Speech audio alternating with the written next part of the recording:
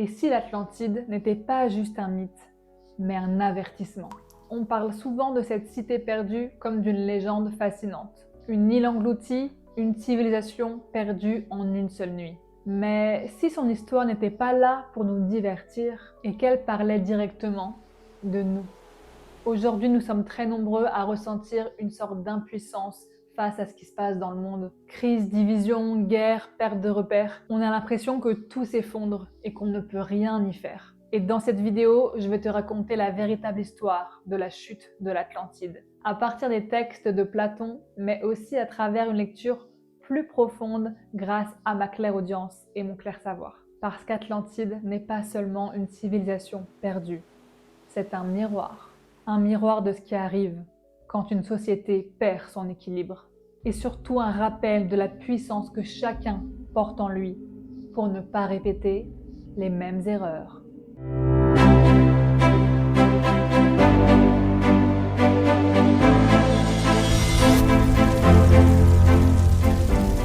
Hello, moi c'est Justine et bienvenue dans le royaume des mystères, ou peut-être devrais-je dire le royaume des océans perdus, profonds, cachés, parce que c'est exactement ce dans quoi on va plonger aujourd'hui sans faire de mauvais jeu de mots. Alors tiens-toi prêt, prête, prépare-toi une petite tisane, un petit thé, enfile ton maillot de bain, non je rigole, on est en hiver, mais si t'es en été, enfile ton maillot de bain, mets-toi bien et on commence cette vidéo tout de suite.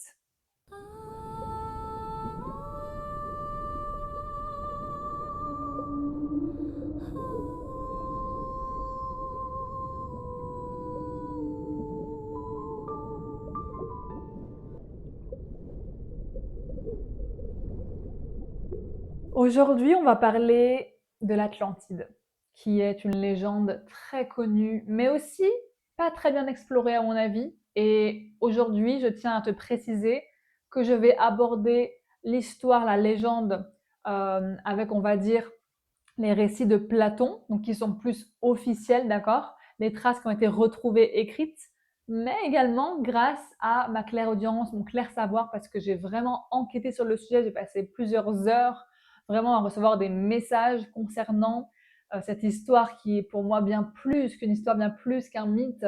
C'est vraiment un enseignement très profond et qui s'est vraiment passé. On parle d'Atlantide pour citer une ancienne cité perdue, donc c'est vraiment une ancienne civilisation qui a plus de 10 000 ans à peu près.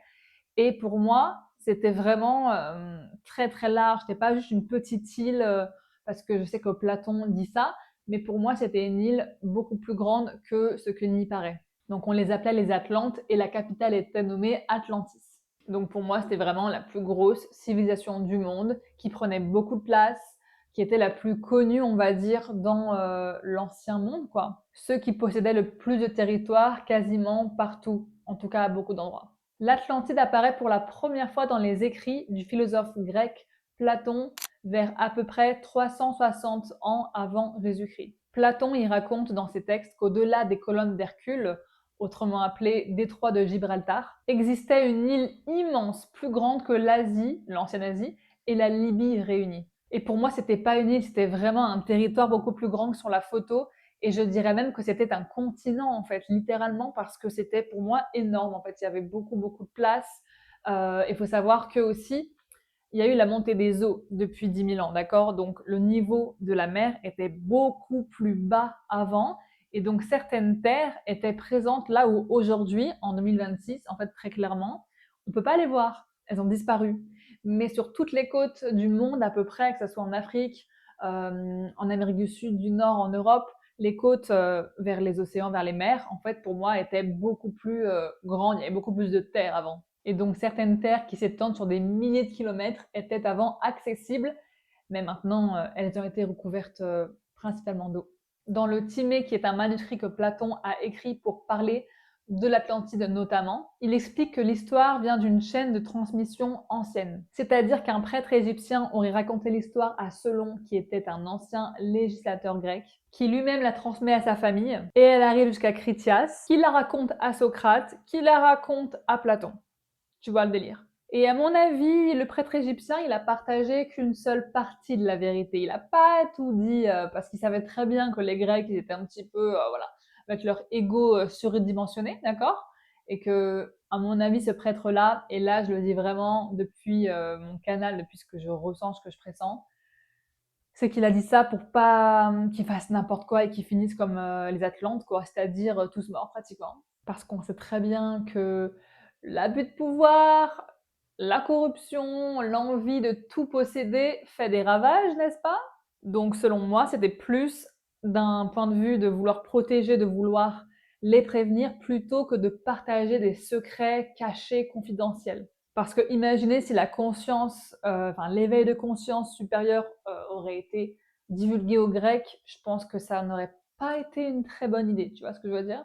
Donc pour moi, il y a cette partie-là, mais il y a aussi le fait que, vu que ça a été transmis de génération en génération depuis maintenant 10 000 ans, je pense que ça a été un peu modifié aussi, ce qui est normal, et pas forcément parce que il y avait une mauvaise intention derrière, mais tout simplement parce qu'en fait, bah, c'est le téléphone arabe, quoi. Tu comprends A, tu répètes B, l'autre il comprend C, enfin, il y a forcément des petites modifications au cours du temps. Voilà ce qu'on sait de l'origine de l'Atlantide.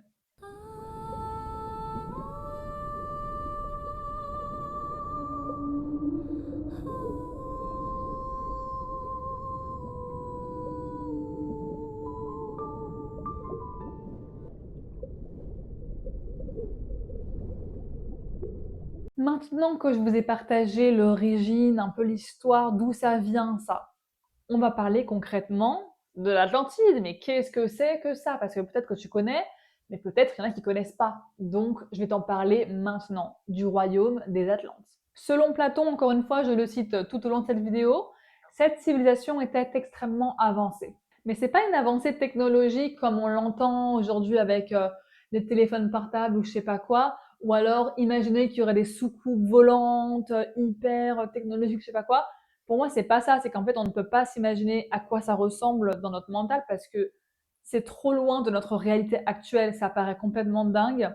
Et donc, voilà. Donc, c'est pour ça que c'est un peu différent. Selon lui, encore une fois, ils étaient très prospères. Ils étaient organisés autour d'un cercle concentrique fait de terre et d'eau et dirigé par les descendants du dieu Poséidon. Parce que apparemment, Atlantide vient du dieu Poséidon directement. Et la citation extrait du manuscrit Timée dit selon vous autres Grecs, vous êtes toujours des enfants. Donc ça veut dire en gros que, voilà, clairement, les Grecs, ils sont pas plus avancés que les, que les Atlantes, enfin, je veux dire.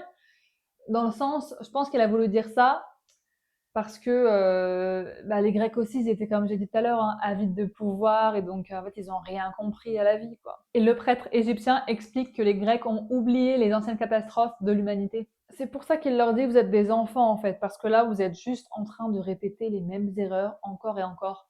Vous avez encore rien capté, pas appris votre leçon. Et selon Platon, l'Atlantide dominait de nombreux peuples. Elle possédait une armée et une flotte très puissantes, forcément parce qu'il venait vraiment de l'eau, en tout cas il y avait beaucoup d'eau, et elle tenta de conquérir la Méditerranée. Mais d'ailleurs, moi je trouve ça un peu, enfin, c'est assez fou quand même parce que le nom Atlantique, on parle d'océan Atlantique, en fait ce nom a été nommé après, ça se dit pas en français, mais en anglais on dit it was named after, ça a été nommé suite, on va dire ça comme ça, à l'Atlantide en fait, tout simplement. Genre le mot est tiré du même, de la même racine en fait. Donc pour moi, l'Atlantide, c'était pas juste une petite île, encore une fois, mais c'était vraiment, je vais pas dire tout l'océan Atlantique, mais pour moi, une grande majorité. Et aussi, je pense que la Terre ne ressemblait pas à ce qu'elle ressemble aujourd'hui. Genre avec, si on part du principe que la France est au centre là, même si bien sûr ce n'est pas le centre du monde, et que à l'ouest, donc à gauche, on a les Amériques, tout ça, et à l'est, on a l'Asie. Pour moi, en fait, c'était plus décalé. Et après aussi, ça, fun fact, mais bon, ça, enfin pas fun, mais en tout cas, quelque chose que je crois, c'est que je ne crois pas que la Terre. Alors, bien sûr, je sais que la Terre est ronde. Hein. On ne peut pas vous dire qu'elle est plate, n'est-ce pas? Mais elle est un peu genre ovale en fait. Elle n'est pas 100% ronde. Mais pour moi, elle n'est pas non plus ovale comme ça, mais genre elle sera plus ovale, enfin un tout petit peu ovale, plus que la rondeur parfaite en tout cas. Et je pense qu'il y a des endroits du monde qui sont totalement méconnus, dont on n'est jamais allé. On n'est jamais allé voir ce qui s'est passé parce que pour moi, la Terre est un peu plus grande que ce qu'on nous dit. Mais aussi, il y a 10 000 ans de ça, les continents avec les plaques tectoniques et tout ça, la croûte terrestre, je sais pas quoi, ça a bougé. Donc, c'est-à-dire que si on part du principe que l'Amérique du Nord et du Sud était comme ça, bah en fait, ça se trouve, il y a 10 000 ans, elle était un peu plus décalée vers l'ouest. Tu vois ce que je veux dire? Un peu plus détachée. Enfin, pour moi, ça ressemblait pas du tout à notre terre actuelle. Et je poursuis avec une autre citation de Timée. Cette puissance entreprit un jour de soumettre par la force toute votre région. Donc là, il parle que Atlantide voulait soumettre les Grecs. Et bien évidemment, ils n'ont pas trop apprécié. Après, tu vas me dire, mais attends, est-ce que les Grecs existaient vraiment il y a aussi longtemps? Parce que de base, c'était pas il y a aussi longtemps. Ben, si. Et pour moi, il y a 10 000 ans, c'est même pas. Enfin, c'est il y a pas si longtemps. Enfin, bien sûr, tu vas dire, c'est il y a tellement longtemps par rapport à notre humanité à nous, notre échelle humaine, mais à l'échelle de la Terre, c'est que dalle en fait. Et je pense même que il y a eu des civilisations avant, il y a 20 000 ans, 30 000 ans, 50 000 ans. Et ça, ce n'est pas uniquement moi qui le dis, vraiment, il y a des recherches qui ont été faites scientifiques. C'est juste que bah, faut un peu creuser quoi. Parce que c'est évidemment pas des informations qu'on trouve dans la vie de tous les jours. On te dit, bah non, ça a commencé un peu avant Jésus-Christ, mais c'est tout. Il y a 2 000 à 3 000 ans et puis basta, mais en fait, absolument pas en fait, hein. Et Platon nous dit, si je continue, qu'une ancienne Athènes vertueuse aurait résisté. Donc il y avait déjà des guerres à l'époque. Donc tu dis, ok, ça n'a pas trop changé par rapport à aujourd'hui quand même. Ensuite, maintenant, je vais vous citer le récit de Critias, qui est le deuxième manuscrit ou texte en tout cas de Platon, qui explique un peu mieux la suite. Le dialogue de Critias donne des détails supplémentaires. Organisation politique, temple, palais, canaux circulaires, richesse naturelle, hiérarchie sociale. Et personnellement, je rajouterais même, parce que ça c'est quand même important, hein, quand on parle du peuple des Atlantes, c'est pas juste qu'ils sont hyper avancés en mode dans la matière, la technologie, les palais, les musées, les je sais pas quoi, c'est aussi et surtout un niveau de conscience bien plus élevé que la majorité des humains maintenant aujourd'hui, pas tous, mais voilà. Donc on parle de spiritualité, de conscience de soi, des énergies, de la matière, de l'univers. Ils avaient un pouvoir immense, c'est-à-dire qu'ils savaient parler avec les animaux, ils savaient utiliser le pouvoir de la manifestation comme on l'appelle aujourd'hui, mais version real life. Pas juste ferme les yeux, imagine-toi dans ton jacuzzi dans 3 ans. Utilise la pensée positive. Darling, c'est mignon ça, hein. Mais eux, ils avaient un pouvoir de fou. Et en vrai, je vais te dire un secret, c'est que ce pouvoir-là, tu y as accès dès aujourd'hui. Et pourquoi tu y as accès aujourd'hui? Mais ça, je pense que je vais te le dire un petit peu après parce que j'ai pas envie de te spoiler. Enfin bref, ils avaient compris leur propre pouvoir créateur.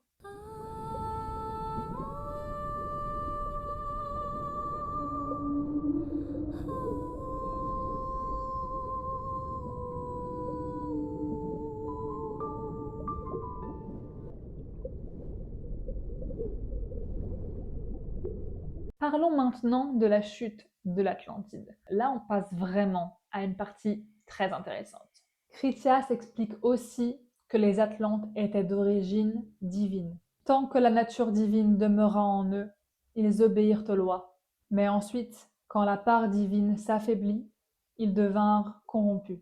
C'est à ce moment-là que Zeus décida de les punir. Et là, le texte s'interrompt brusquement. Le dialogue n'a jamais été terminé. Platon explique que la civilisation atlante a disparu brusquement. D'après Timée, en une seule nuit et un seul jour terrible, toute votre armée fut engloutie et l'île d'Atlantide disparut dans la mer. C'est la seule description directe de la catastrophe. On ne sait absolument rien d'autre. C'est pour ça que je vous dis que le prêtre ancien égyptien, il n'a pas tout dit. Pour résumer, le Timée introduit le mythe, le Critias la développe en détail, et Hermocrate devait être le troisième dialogue et la conclusion, mais elle n'a jamais eu lieu. L'histoire reste inachevée dans les textes de Platon. Et franchement, je pense que ce n'est pas un hasard, parce qu'il devait y avoir un troisième texte, c'est-à-dire que Platon, il devait écrire ce troisième texte, mais ça n'est jamais arrivé, donc je veux dire, enfin, pourquoi en fait? Pourquoi ça n'est jamais arrivé? Genre, il s'est passé quoi qui a fait qu'il n'a pas écrit? C'est pour cette raison que l'Atlantide reste entourée de mystères. Le récit s'interrompt juste avant le moment clé. Et pour moi, cette interruption, elle est volontaire. Je pense pas que ce soit uniquement dû à la montée des océans qu'il y ait eu ce genre de déluge ravage, même si je pense que c'est la grande majorité de ça et que c'est complètement vrai. Mais je pense qu'il y a eu aussi une sorte de guerre, peut-être un poison, une arme nucléaire, même si je pense pas que c'était comme on l'entend aujourd'hui, mais un truc en tout cas qui peut se propager, qui peut tuer plein de gens, enfin, comme le coco, en version améliorée. Mais voilà, un truc comme ça. Il y a une sorte de flou, de voile dessus. Même moi, j'arrive pas à recevoir les infos sur ça. C'est comme si Dieu ne voulait pas qu'on sache. En gros, pour faire simple, dans l'Atlantide avec les Atlantes, il y avait un groupe, c'est-à-dire juste les Atlantes, quoi, normal, unis dans l'amour, dans l'harmonie, dans le respect du vivant, de la nature des autres. Mais à un moment donné, le groupe principal s'est séparé en deux. Tout simplement pourquoi? Parce que la deuxième partie s'est détachée du divin.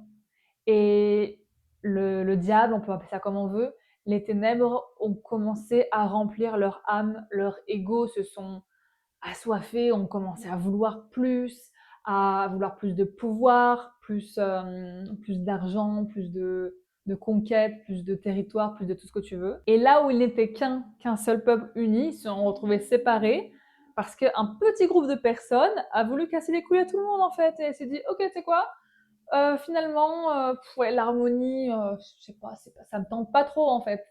Et si on essayait d'aller plus loin en fait que ce qu'on sait déjà? Sauf que quand tu te prends pour Dieu, bah justement, Dieu te remet à ta place. Et je pense que c'est à partir de ce moment-là, à cause de ce petit groupe de personnes qui a voulu se prendre pour Dieu, que commença la décadence, les crimes, la corruption, tout plein de choses horribles quoi. La séparation, les horreurs, la manipulation de masse. D'ailleurs, ça vous rappelle pas quelque chose? Voilà, moi je pose ça là. Je pense que ça fait très fortement écho avec ce qu'on vit aujourd'hui dans notre monde actuel, n'est-ce pas? Qui est d'ailleurs une oligarchie. En tout cas, je parle pour la France. Mais très clairement, en fait, c'est juste ce qui se passe dans le monde, quoi. Donc c'est pour ça que je parle de l'histoire qui se répète dans le titre de cette vidéo. Parce que c'est vraiment le cas. Et si on parle en termes de chiffres, la chute de l'Atlantide a lieu vers 9600 ans avant Jésus-Christ. Donc ça correspond environ à 11 500 ans aujourd'hui. Donc il y a fort longtemps. Et cette date, elle est très importante parce qu'elle correspond à la fin de la dernière ère glaciaire, une période de grandes inondations et de changements climatiques. Et en vrai, c'est pas un peu ce qui se passe aujourd'hui, même si bien sûr il y a certaines choses qui sont contrôlées et conditionnées et corrompues par le gouvernement. Et oui, même le climat, hein, n'est-ce pas? Comment on appelle ça? Les chemtrails, un truc comme ça. Après, je ne sais pas remonter avec l'astrologie jusqu'aussi loin parce que franchement, ça me prendrait vraiment du temps, vraiment des semaines, voire des mois. Mais je pense que ça fait sens avec ce qui se passe aujourd'hui dans notre monde. Et puis, il faut savoir qu'il n'y a pas de hasard.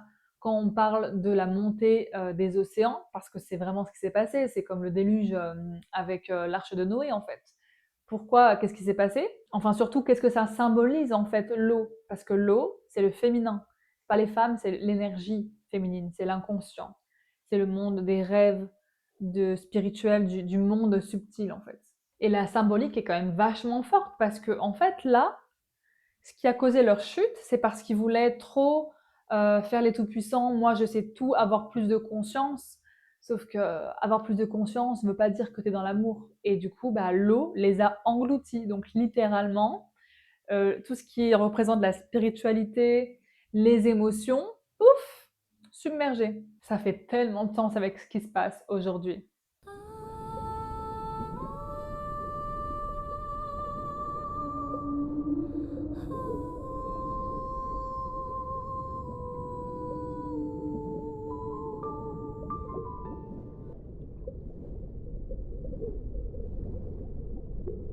Maintenant, après la chute, est-ce qu'il en reste aujourd'hui? Ok, là c'est le moment que je vous parle d'un truc un peu croustillant, le livre interdit de Thoth. Le livre interdit, rédigé par Thoth, détient la science des étoiles, des secrets de l'univers, des mots. Et il a été dissimulé dans la pyramide de Khéops, en Égypte. Et là, selon moi, cette pyramide, enfin ces pyramides-là, ont résisté au déluge. Parce qu'elles ne datent pas juste de la période de l'Égypte antique, elles datent de bien avant ça. Et d'après ce que j'ai canalisé, en fait, il y aurait des survivants après le déluge et après la montée des océans et tout ce qui s'en est suivi, et de la chute de l'Atlantide. Après cette chute-là, qui a duré quelques jours, et bien en fait, il y a eu des personnes qui ont survécu, et notamment une femme, Ça, c'est vraiment ce que j'ai canalisé, qui est parti en Égypte, d'accord? Donc, qui s'est réfugié en Égypte avec quelques-uns de ses complices, entre guillemets, de personnes en tout cas, parce que tout le monde ne sont pas morts, même si la plupart sont décédés. Donc, ils sont allés en Égypte et toutes les connaissances qu'ils avaient acquises durant leur vie sur Terre et en Atlantide, en fait, ils ont voulu en faire quelque chose. Et il y avait comme un livre. Alors après, je sais que là, on parle de Todd, que c'est lui qui l'a rédigé, machin. Moi, je pense que c'est les Atlantes, en fait, qui ont écrit un livre avec tous les secrets du monde. Genre vraiment tout, en fait. De la conscience. Et on va dire que la personne qui a ce livre entre les mains peut gouverner le monde, en fait, peut changer le monde.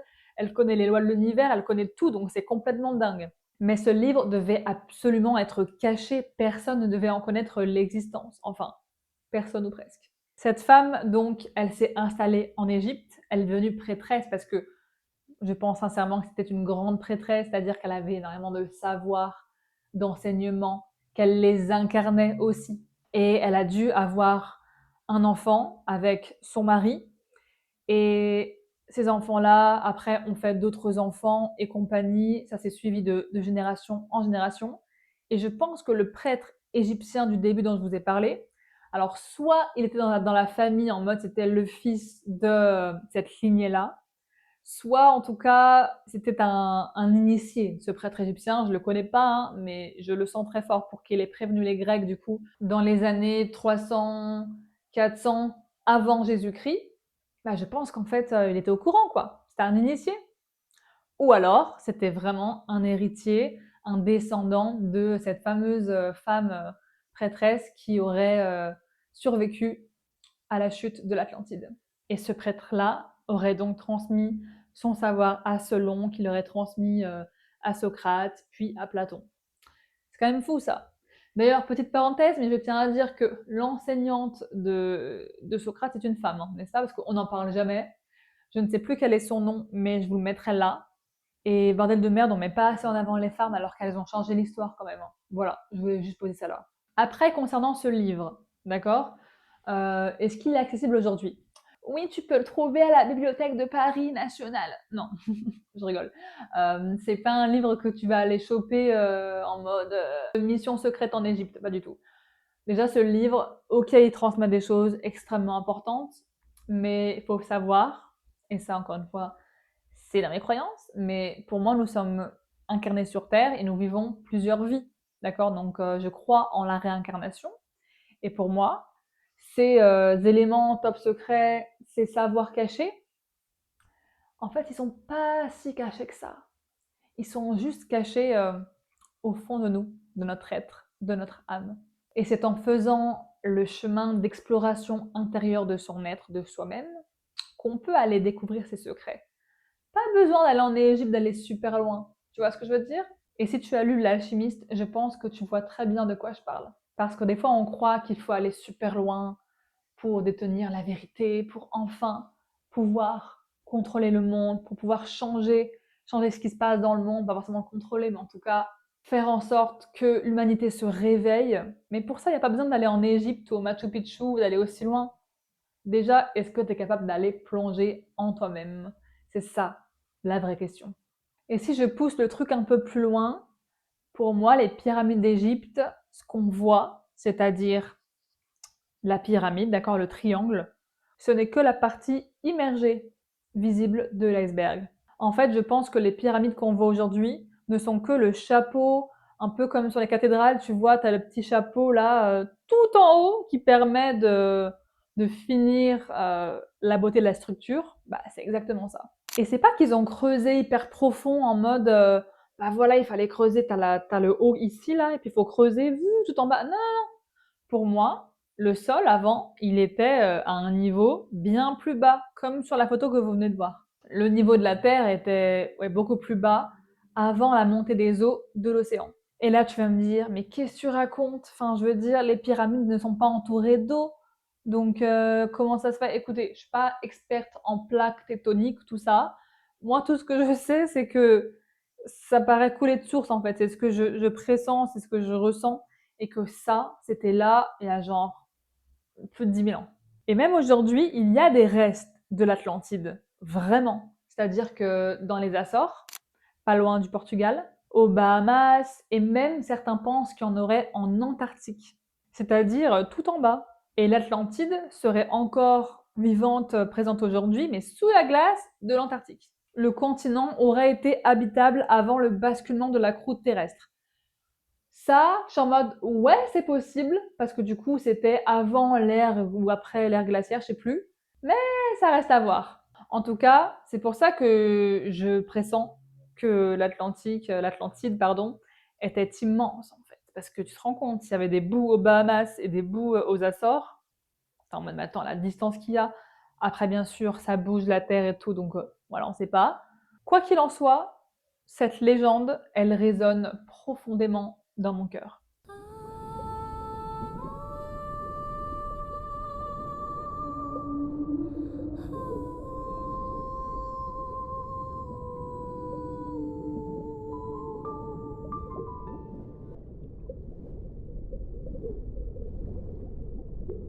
Maintenant, je vais finir cette vidéo en vous parlant du message super important qui est vraiment à ne pas négliger.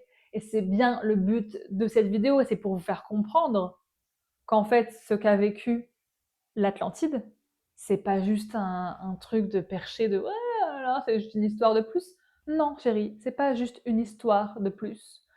C'est la réalité qui se vit maintenant, en fait, qui se joue actuellement. C'est pour ça que les métaphores, les citations de Critias étaient vraiment très parlantes. C'est qu'à partir du moment où nous sommes séparés du divin, de Dieu, c'est là que ça part en couille.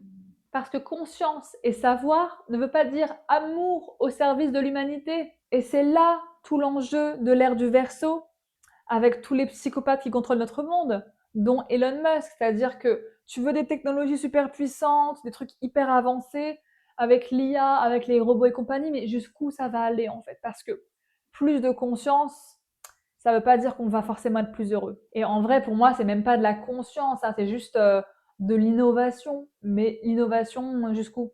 Et pour moi, c'est un très beau parallèle avec le monde actuel, avec l'oligarchie qui nous dirige aujourd'hui, parce que aujourd'hui, nous ne sommes pas en démocratie, non, non, nous sommes en oligarchie. C'est-à-dire qu'un petit groupe de personnes contrôle le monde, exactement comme pendant la période de l'Atlantide, où en fait, bah, c'est à partir de ce moment-là où ça partit en cacahuète, quoi. Parce qu'un petit groupe de personnes s'est détaché du divin et a voulu faire comme bon lui semble. Et maintenant, bah, regardez ce qui se passe, quoi. Mais pour moi, ça ne signifie pas qu'on va tous crever, d'accord? C'est pas l'apocalypse demain.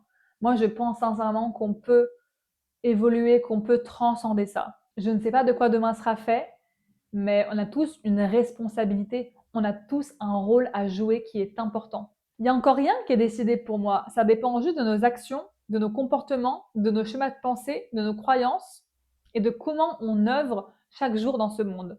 Nous pouvons changer la donne, nous sommes responsables. Et j'ai même envie de dire que pour moi, Dieu a déjà gagné. Jésus a déjà gagné. Parce que l'antéchrist, il est bien bel et bien sur terre. L'antichrist, c'est Macron. Voilà. Juste, je pose ça là. Mais Jésus est revenu. Jésus est de retour sur terre. Alors, ne restons pas juste les bras croisés en attendant qu'il nous sauve du monde dans lequel on vit qui est effroyable. Mais œuvrons ensemble, unis, avec lui. Donc pour conclure, l'Atlantide nous rappelle une chose essentielle. La conscience et le savoir ne suffisent pas. On peut être avancé, brillant, technologiquement puissant, et pourtant ne pas être au service de la vie. Quand la connaissance se coupe du cœur, elle devient domination. Quand une petite élite pense tout savoir et décide pour tous, l'équilibre se brise. L'histoire l'a déjà montré. La vraie question n'est donc pas l'Atlantide a-t-elle déjà existé? La vraie question c'est qu'allons-nous faire, nous, maintenant? Nous ne sommes pas impuissants, nous sommes responsables, créateurs, souverains de nos vies. Et l'histoire se répète uniquement si nous restons inconscients. Merci à toi d'avoir regardé la vidéo jusqu'à la fin. Je suis vraiment ravie de te l'avoir tournée, de t'avoir partagé mes savoirs, mais aussi les savoirs de Platon. Et je pense que c'est un message qui est capital capital à comprendre, à entendre dans la société dans laquelle on vit aujourd'hui, dans ce qui se passe dans le monde. Alors n'hésite pas à partager, commenter, t'abonner, mais surtout à partager cette vidéo à quelqu'un qui en aurait besoin, à quelqu'un qui aurait besoin d'entendre ce sujet, d'entendre un peu d'espoir, parce que c'est ça au fond, le fond que je veux te faire comprendre, c'est que tu n'es pas impuissant, impuissante, tu as le pouvoir entre tes mains. Je te dis à la semaine prochaine pour une nouvelle vidéo. Bisous.